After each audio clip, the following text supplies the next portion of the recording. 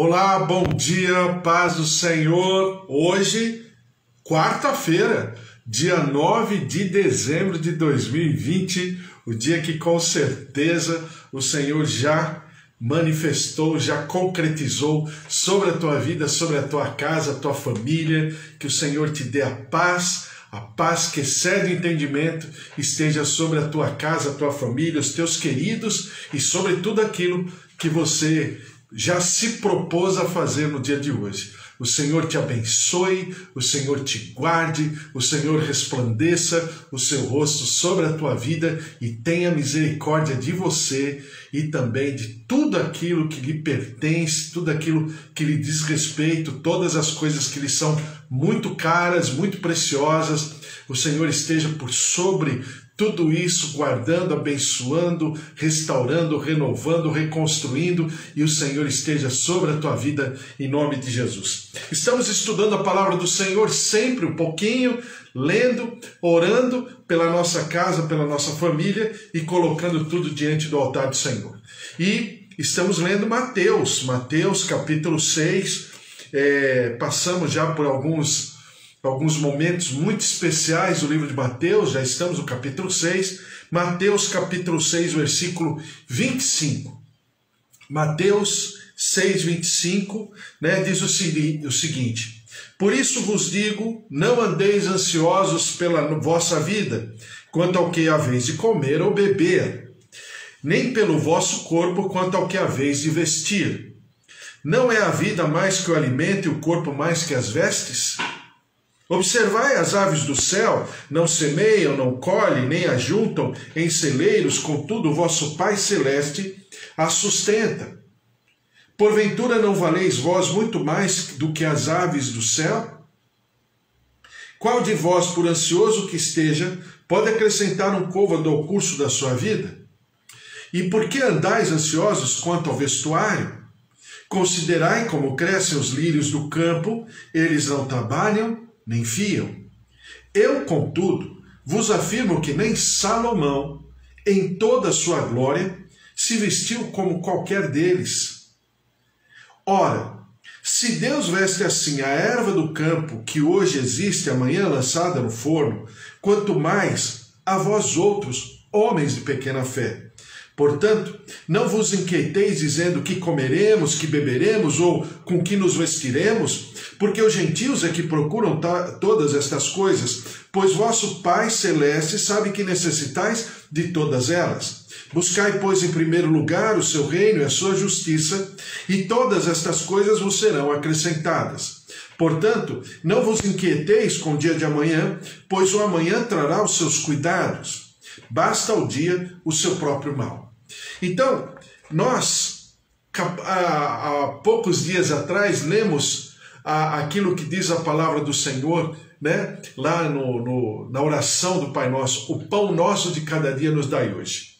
Claro que eu falei para você que quando você vai para a oração, e essa oração, dizem a maioria dos estudiosos da matéria, de que essa oração ela foi escrita porque ela foi falada em aramaico.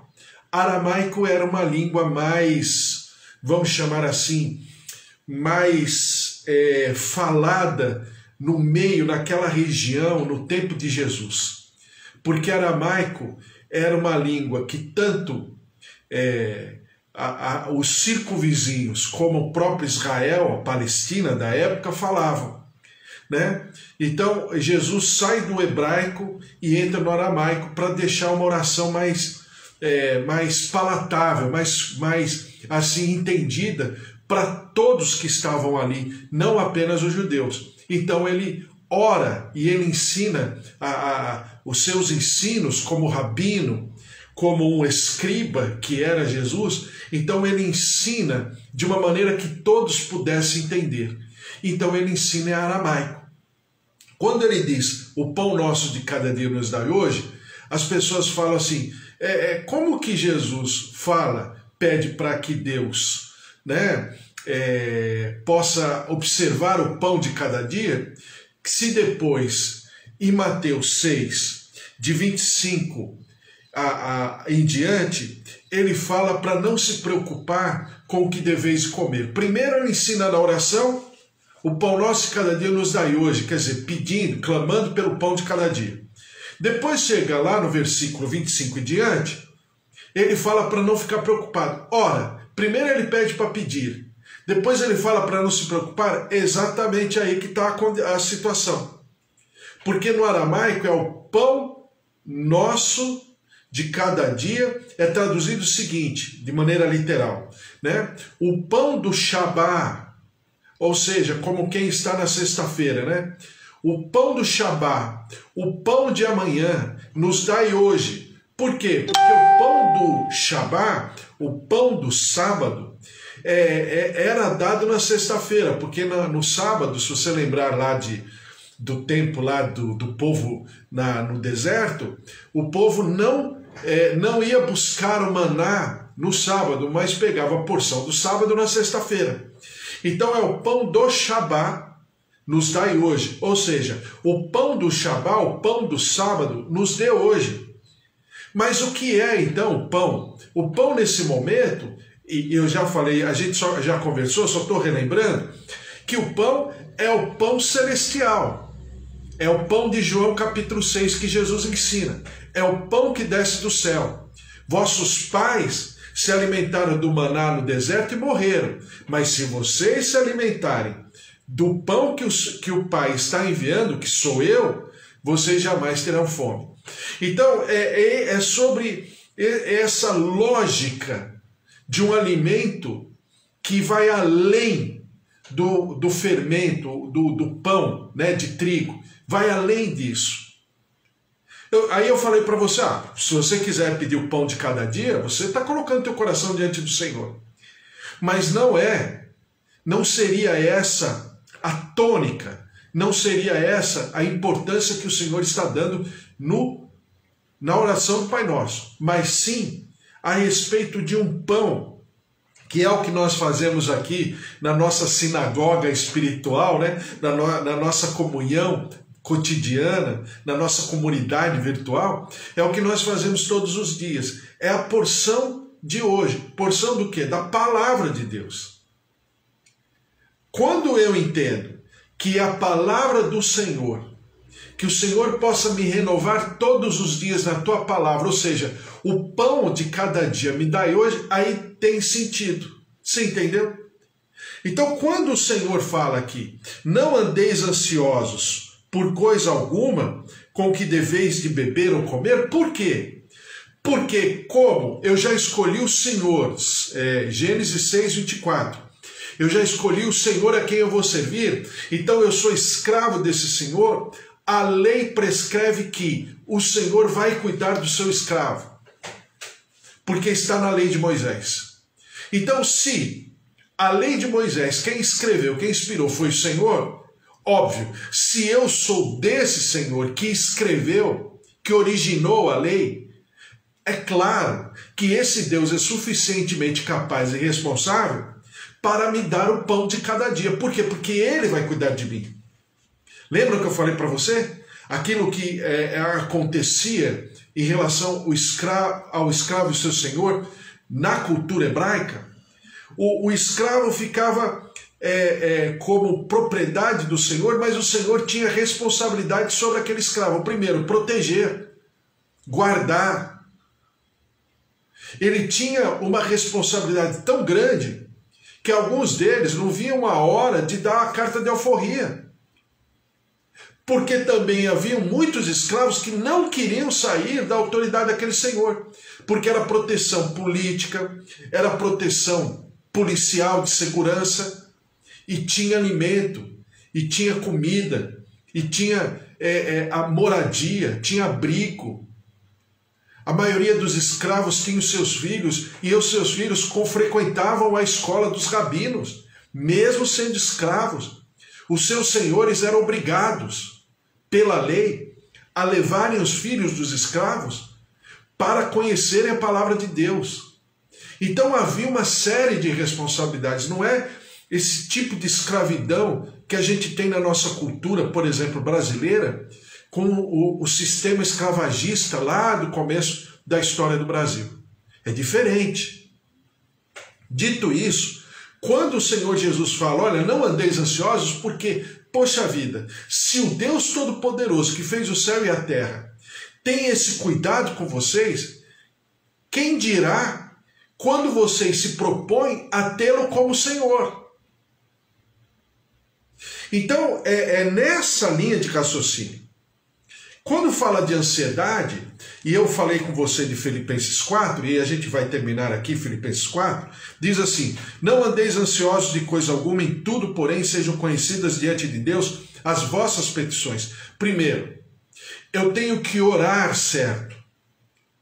Petições pela oração e pela súplica com ações de graça. Por quê? Porque oração aqui é o sentido genérico. Oração, no grego, significa adoração.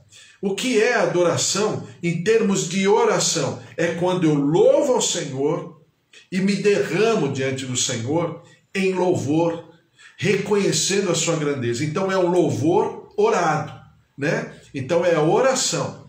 Primeiro, súplica e depois ações de graça. Primeiro eu reconheço quem é Deus.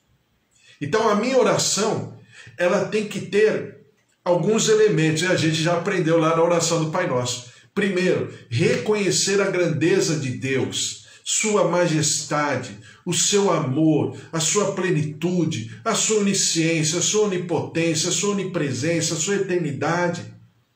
Um Deus que é transcendente, um Deus que é maravilhoso, um Deus que é poderoso, mas é um Deus que é amoroso. Porque depois eu vou suplicar. Eu vou suplicar na condição de Deus, sim, mas eu vou suplicar na condição de pai. Porque eu, como filho, eu preciso desesperadamente do meu pai. Então aí está a figura da súplica.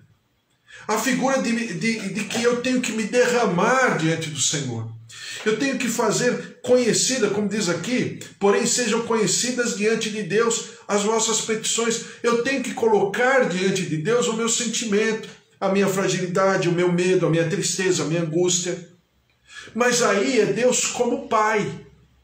Porque eu já reconheci Ele na sua grandeza, mas Ele deseja ser meu Pai. Mas eu também desejo ser seu filho. E depois assim, diz assim, com ações de graças.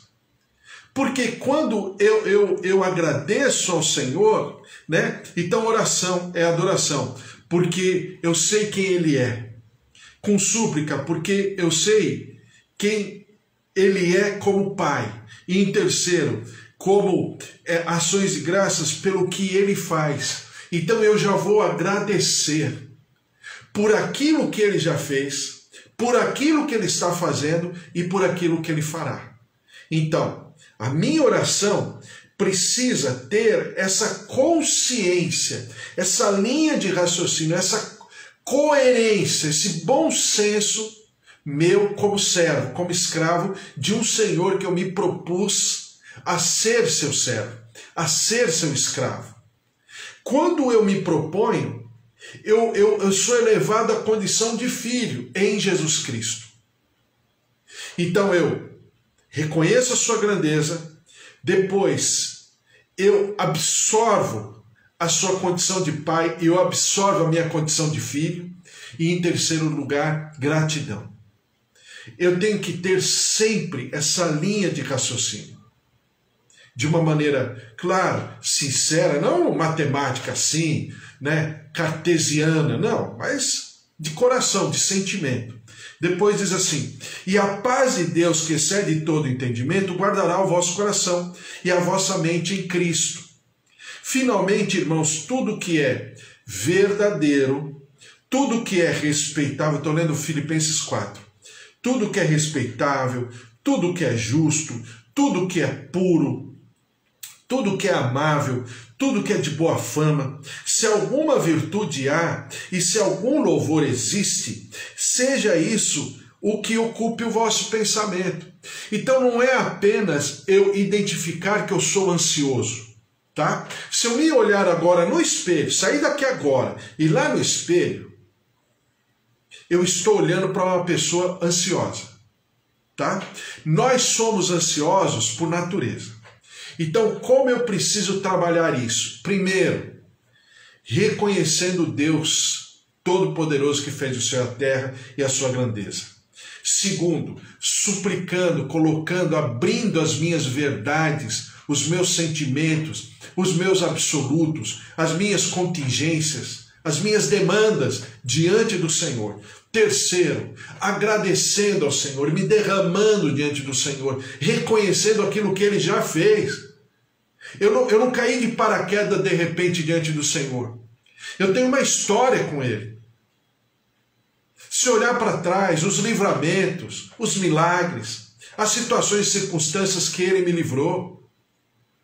Então por isso que a Bíblia fala, orai sem cessar. É às 24 horas do dia. Vida é oração, e oração é vida para nós que somos de Deus. Depois ele diz assim, por quê? Porque não adianta eu só identificar, eu sou ansioso, o que fazer com isso? Tomar um ansiolítico, ir na terapia, tudo isso ajuda. Mas isso aí eu estou o quê? Eu estou observando o sintoma, eu quero ir na raiz, eu quero ir na origem. Como é que eu faço? Então, primeiro lugar, eu preciso ocupar o meu pensamento. Diz aqui, ó, e a paz de Deus, que excede todo o meu entendimento, guardará o vosso coração e a vossa mente. O que é paz de Deus? Depois diz assim, versículo 9, o que também aprendestes e recebestes, ouvistes e vistes em mim, isso praticai, e o Deus da paz seja convosco. Então é paz de Deus e paz com Deus. Tem uma diferença aqui.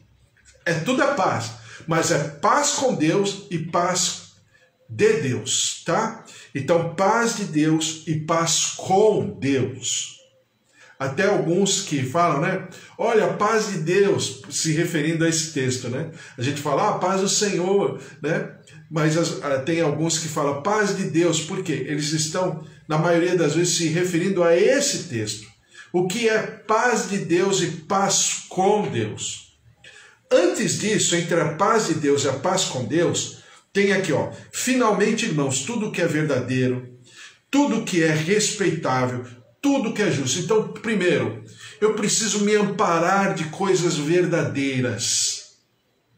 Eu não posso fazer tipo. Eu não posso ser um hipócrita na raiz da palavra hipocrisia. E o que é hipocrisia? É aquele que usa uma máscara. Né? Os hipócritas lá no passado, lá no teatro grego, eram os atores e atrizes. Né? Na maioria atores, naquela época não tinha atriz, mas tinha ator. E os atores faziam papéis femininos também. Né? Na maioria era sempre homem. Então, os hipócritas daquela época eram os atores. Por quê? Porque eles carregavam uma máscara. Mesmo na atuação, eles colocavam uma máscara mesmo, né? De um rosto bonitinho, sorrindo, triste, bravo, com os dentes aparecendo, aquela coisa toda. Era o teatro da época. Então, nós não podemos nos alimentar de imagens, porque isso não nos leva a nada. Então, primeiro, eu tenho que me ocupar com aquilo que é verdadeiro. Depois, tudo que é respeitável aos meus olhos culturais, aos meus olhos tradicionais, aos meus olhos morais, o que é respeitável. Terceiro, tudo que é justo. Então, tudo que é verdadeiro, tudo que é respeitável e tudo que é justo. Ou seja, eu tenho que ocupar a minha mente de coisas saudáveis. É por isso que eu sempre falo para você que não adianta eu falar isso é certo, isso é errado. Assistir tal programa, ligar em tal canal, assistir tal filme. Isso é errado, não faça isso. É mais fácil, mas isso não vai inocular a minha fragilidade, não. Mas o melhor é eu criar fortalezas, eu criar resistências, eu criar um bom senso para trabalhar a filtragem disso aí. E assimilar, absorver somente aquilo que é bom, o que é respeitável, o que é justo e o que é verdadeiro. Depois diz assim, tudo que é puro, tudo que é amável, tudo é que de boa fama, se alguma virtude há, se algum louvor existe, seja isso que ocupe o vosso pensamento. Então, cada um de nós temos que trabalhar aquilo que vai ocupar o nosso pensamento, diariamente, cotidianamente. Eu sempre falo para você, né? Existem alguns noticiários, por exemplo, que eu não assisto. Ou se eu assisto, eu passo assim, en passant, mas não fico muito... Desculpe, a campainha está tocando. Mas não é que eu fique preso àquilo, porque eu sei que não é verdadeiro. A maioria, por exemplo, das reportagens, elas falam de coisas que nem aconteceram. E elas trabalham as suposições. Por exemplo, eu estou falando de jornalismo, eu poderia estar falando de outra coisa, mas eu estou falando disso porque isso, com a pandemia então, né? Olha, fulano falou que a vacina tal, né? A vacina de tal laboratório, a vacina chinesa, a vacina inglesa, a vacina americana, a vacina alemã. Tudo isso, eles pegam um pedacinho do texto que é verdadeiro e enche de coisas que são suposições. E vão jogando isso na mídia às 24 horas do dia. Na maioria, ou praticamente na totalidade das vezes, não é aquilo. O redator pegou um pedacinho daquilo que a pessoa falou, extraiu aquilo de um contexto e fica, né, apertando a tecla só naquela frase daquela pessoa. E daquilo faz o noticiário correr o mundo, porque fulano falou, porque Beltrano diz que o fulano falou isso. Aí ele vai lá pro fulano, o repórter, e pergunta, olha, mas Beltrano falou aquilo. Quem? Ele falou aquilo? Então eu vou falar isso. Ele nem sabe. É tudo uma, desculpe falar assim, é tudo uma, a maioria, é tudo uma reunião de mexericos, de fofoca. É claro, são veículos de imprensa, são repórteres, são jornalistas, são editores que trabalham isso porque é disso que ganha o salário deles. E dizem que a mídia, a notícia, o jornalismo, né, as notícias são o quarto poder exatamente por causa disso, porque eles influenciam. E nós ficamos sendo,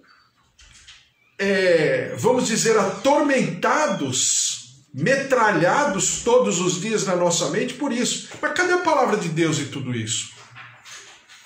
Você consegue parar? E olha que eu fico aqui em cima do horário porque eu tenho que ficar no máximo 30 minutos, 32 minutos, 33 minutos, senão as pessoas já acham que eu estou falando demais. Mas a pessoa fica às vezes 2, 3 horas, 4 horas, 5 horas só ouvindo e assistindo notícia. Porque fulano matou, porque fulano... Então eu não estou... E não é que a notícia não seja importante, mas só a notícia. Aconteceu isso, ponto. Aconteceu aquilo, ponto. Hoje o dia, o notícia, o governo fez, pronto, acabou. Por quê? Porque eu preciso ambientar a minha mente naquilo que eu acho verdadeiro, justo, puro, respeitável e amável. E a maioria desses veículos de imprensa, a maioria deles, não importa, tá? O selo, o canal. Eu preciso ter um filtro.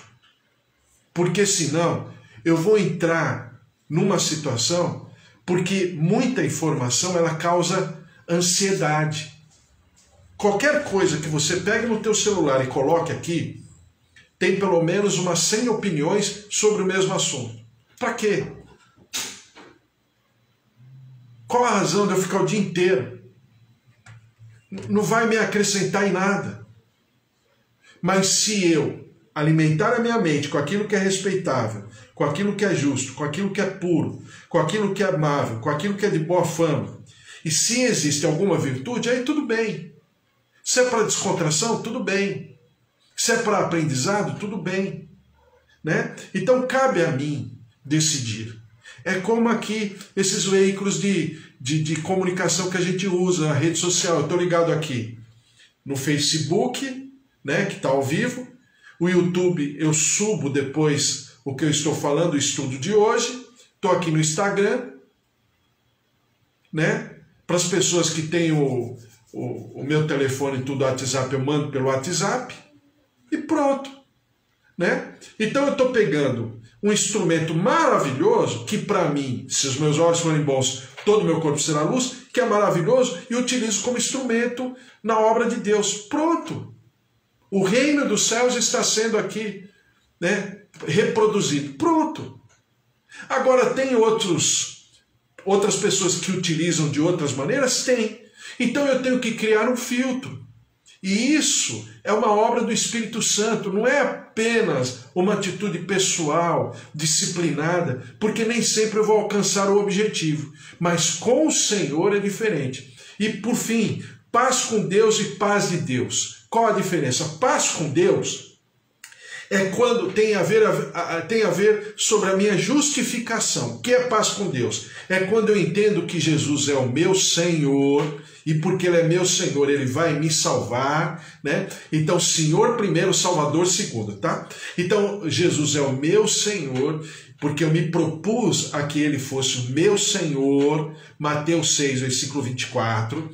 Então, Ele é meu Senhor, e porque Ele é meu Senhor, Ele vai me salvar. E aí eu interiorizo, eu absorvo, eu incorporo essa verdade e declaro Jesus como meu Senhor. Isso é paz com Deus. É a justificação. Eu sei que quando eu morrer, para onde eu vou? E eu sei que para Deus não existe morte, existe separação entre corpo e espírito. Então, o meu espírito vai voltar para o Pai, como diz a palavra, o meu corpo é carne, é material, tem validade, vai para debaixo da terra, ou sei lá o que vai acontecer, né? E eu vou morrer. E quando Jesus voltar, conjuntamente com aqueles que estão com ele, o meu corpo agora será ressuscitado. O espírito não pode ser ressuscitado, o espírito é um só. Mas o corpo sim, e o teu corpo será ressuscitado e nós viveremos eternamente com Deus. Então essa é a paz com Deus. O que é a paz de Deus? A paz de Deus é um pouco diferente da paz com Deus, porque a paz com Deus me leva a ter um sentimento, uma segurança que quando eu morrer eu sei para onde eu vou. A paz de Deus diz respeito à minha relação com Deus agora. Porque nem sempre aquele que tem paz com Deus tem paz de Deus. Entre a paz com Deus e a paz de Deus é que mora a ansiedade. Por quê? Porque nesse espaço é que eu preciso trabalhar a paz de Deus. Daí a gente falar paz do Senhor, ó, a paz de Deus. Por quê? Porque a paz de Deus, ela precisa ser observada, trabalhada, absorvida no meu cotidiano. Então eu preciso orar corretamente, eu preciso pensar corretamente e eu preciso agir corretamente. Então, como que eu ajo quando essa paz de Deus é incorporado no meu cotidiano? É quando vem os problemas, as dificuldades, as notícias, o diagnóstico médico, a previsão do tempo, a previsão do comércio, do mercado, da indústria, e eu consigo filtrar através da paz de Deus na minha vida. Isso é relacionamento. Como? Alimentando meus pensamentos, alimentando-me da palavra do Senhor, orando, colocando os meus sentimentos, minhas súplicas, entendendo que Ele é meu Pai. Então eu vou trabalhando isso no meu cotidiano e a ansiedade, lembre, a ansiedade já foi vista em mim, eu sei que eu sou ansioso. Então a ansiedade vai ficando menor E a minha segurança, o meu equilíbrio emocional, mental, sentimental vai levantando. Então a ansiedade, ela vai se apequenando cada vez mais. E a minha segurança, o meu equilíbrio, a minha fortaleza vai se elevando. Aquilo que o Senhor fala no livro de Mateus capítulo 7. É sobre a casa fundamentada sobre a rocha. Não dá mais tempo, mas amanhã eu falo mais um pouquinho a respeito e a gente vai orando a respeito disso, tá bom? Vamos orar, colocar diante do Senhor, porque não é apenas eu identificar que eu sou ansioso, eu preciso saber o que fazer com isso. Quais são os remédios? Quais são os antídotos que o Senhor receita na sua palavra sobre a ansiedade? É um tema muito importante, amanhã a gente volta a falar a respeito. Senhor nosso Deus, nosso Pai, eu coloco diante do Senhor cada família aqui, a Eva, né, toda a sua casa, a sua família, Carlos, Raquel, Fábio, Débora, Cris, Danielzinho, seus trabalhos, negócios, os projetos, as vendas, as prospecções, as visitas, o Senhor se derrame poderosamente sobre a vida da Eva e todos nós, com o trabalho, com tudo aquilo que desejamos fazer, que precisamos, as nossas necessidades financeiras, materiais, Senhor, nós colocamos diante do Senhor. Derrama-te sobre nós, também sobre a Cida, sobre a Magda, o Josué, Joel, familiares, Bispo Antônio, familiares, Fábio, Márcia, familiares, João, Roseli, familiares, a glória, a presença, o poder de Deus. Derrama-te, ó Deus, sobre o seu João, Dona Dária, Dona Nadir, seu Toninho. Derrama-te com a tua cura, com a tua saúde, meus pais. Ó Deus, toca, visita, olhos, ouvidos, coração, artérias, veias, sangue, órgãos, juntas, músculos, tendões. Recebam a cura, recebam a saúde do Senhor. Trabalha a nossa mente, Senhor. Cura o nosso emocional, o nosso psicológico. Nós colocamos a nossa ansiedade diante do Senhor, a insegurança, o medo de amanhã, o tormento. Ó Senhor, em nome de Jesus, medos, paura, desequilíbrio emocional. Trabalha a nossa mente, cura, toca, visita, restaura, reconstrói, ressuscita, e nós daremos sempre ao Senhor todo louvor, toda honra e toda glória. Senhor, nós colocamos o nosso país, o Brasil, essa situação de pandemia, essa nova situação, Senhor, é muito difícil, a pandemia está aumentando novamente. Senhor, tem misericórdia, sara a nossa terra, tem misericórdia do nosso país, cura-nos, perdoa-nos na nossa iniquidade, na nossa transgressão, no nosso pecado. Ó Deus, liberta-nos desse tacão destruidor de morte, de pandemia.